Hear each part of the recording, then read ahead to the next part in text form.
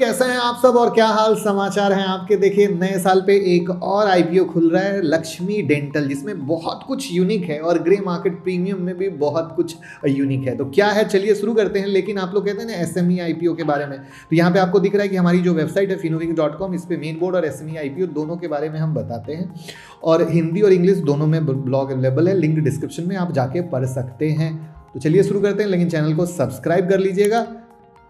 तो कहानी ये है कि 2004 की कंपनी है, डेंटल प्रोडक्ट बनाने में काम करती है, जहाँ पर ये हैंडल करती है entire process design manufacturing to distribution of dental product, जिसमें custom crown, bridges, branded dental item like aligner related product जैसी चीज़ें बताती है। और इनका प्रोडक्ट का जो नाम है वो टैगलेस है।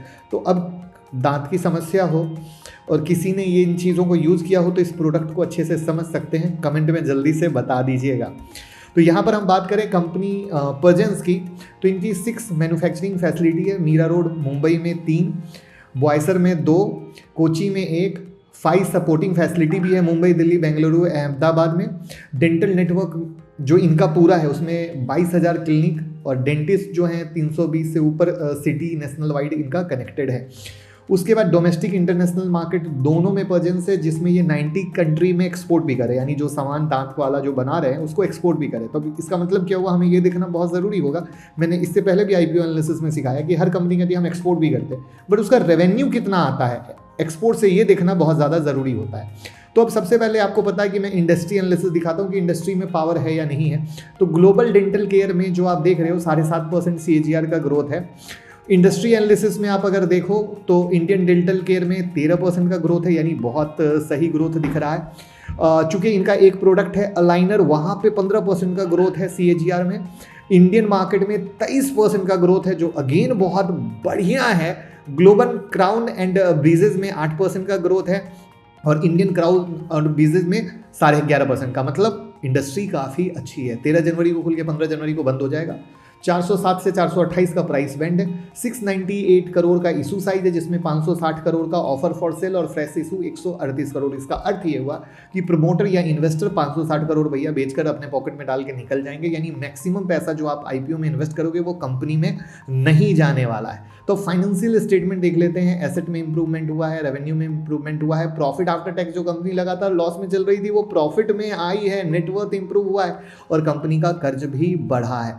हम ये जो क्वार्टरली है वो इसलिए नहीं करेंगे कि क्वार्टर टू क्वार्टर में है नहीं, तो उसमें रहने पर कंपेयर करना आसान होता है। लाइक तो कर दीजिएगा। और डीमेट अकाउंट चाहिए, आप लोग कहते हो ना आईपीओ नहीं मिलता है, पूरे फैमिली के अकाउंट से डीमेट अकाउंट अप्लाई करोगे तब मिलने के चांसेस बढ़ेंगे। तो डीमेट अकाउंट का लिंक डिस्क्रिप्शन में है, पूरे परिवार का खोलिए तब चांसेस होंगे, ठीक है ना। अब रेवेन्यू पे आते हैं, तो जैसे इन्होंने बहुत सारे प्रोडक्ट बताए थे, तो अब लेबोरेटरी डिवीजन से 20.42% का, अलाइनर से 54 का, पेडिस्ट्रिक से 23.85% का, इस तरह से इनका रेवेन्यू आता है।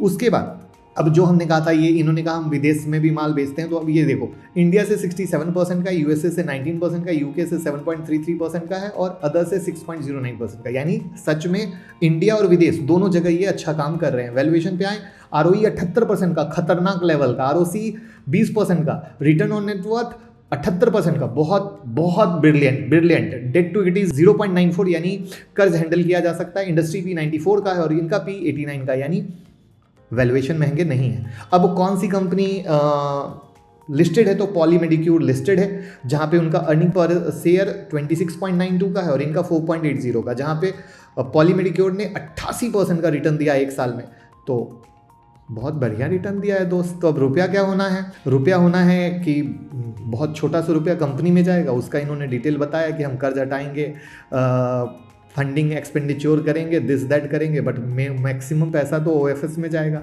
तो अब स्ट्रेंथ क्या है इसको समझने की कोशिश कीजिएगा, यानी पॉजिटिव, और फिर हम आएंगे निगेटिव पे। तो फुल्ली इंटीग्रेटेड डेंटल प्रोडक्ट बनाने वाली कंट्री है, ठीक है, तो अगेन बहुत अच्छी चीज़ है। सेकंड लार्जेस्ट प्लेयर है डोमेस्टिक लेबोरेटरी बिजनेस में और एक्सपोर्ट कर रही है, जो आपने देखा ही, ठीक है। डाइवर्सिफाइड ब्रांडेड पोर्टफोलियो है, लार्ज डेंटल नेटवर्क है, जो बहुत अच्छे तरीके से फ़ायदा ले रहे हैं। आपने खुद देखा कि इंडियन मार्केट भी ग्रोइंग फेज में है, ग्लोबल मार्केट में भी है और बहुत अच्छा है। टेक्नोलॉजी का पूरा फ़ायदा ले रहे हैं, रेगुलेटरी कंप्लायंस को बहुत अच्छे से फॉलो कर रहे हैं, फाइनेंशियल तो तगड़े लेवल पे इंप्रूव हुए हैं, वैल्यूएशन अच्छे हैं, पीयर ने अच्छा रिटर्न दिया है और प्रॉपर प्लान है इनके पास। तो अब कमजोरी क्या है, यानी निगेटिव क्या है? निगेटिव तो सबसे पहले कि भैया क्या है, ऑफर फॉर सेल धमाकेदार है, वो बहुत ज़्यादा है, तो यानी प्रमोटर पैसा अपने पॉकेट में डालने वाले हैं, तो ये बड़ी इंपॉर्टेंट बात है। उसके बाद क्या है, लीगल लफड़े हैं कंपनी पर, सब्सिडरी पर, प्रमोटर पर, डायरेक्टर पर, जो अगर कोई भी गलत मतलब फैसला आया तो क्या होगा, वो नुकसानदेह हो सकता है।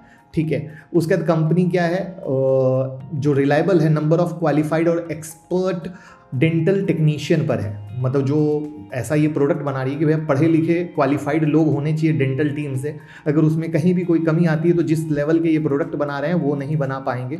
उसके बाद इनका जो कैश फ्लो है वो निगेटिव है, जो आपको दिख रहा है पास्ट कुछ समय में, अभी बेहतर होने की कोशिश हुई है, तो ये एक आपके सामने वीकनेस कम पॉजिटिव आगे कैसे मेंटेन करते हैं देखने वाली बात होगी। बट इनके मद्देनजर क्या हुआ है, ग्रे मार्केट प्रीमियम में आग लगी हुई है, 428 का प्राइस बैंड है, 165 का जीएमपी है, जो बता रहा है कि 593 में लिस्ट हो सकता है, यानी 38% के करीब की लिस्टिंग है। और अगर आप पीछे के कुछ देखोगे तो इस तरह के जो भी आईपीओ हैं 35 से 40% का लिस्टिंग गेन दे रहे हैं, फिर भी ग्रे मार्केट प्रीमियम कभी भी लिस्टिंग गेन की गारंटी नहीं होती। और इसीलिए क्या होता है, time to time last moment में अप्लाई करना है या नहीं करना है, मैं यहाँ पर आपके साथ रिव्यू के बाद वीडियो ज़रूर बनाता हूँ, तो आप जुड़े रहिएगा, तो मैं इसके बारे में वीडियो बनाऊंगा। लेकिन फॉलो कीजिए, वीडियो को शेयर कीजिए, हर आदमी को सीखना जरूरी है। Thank you.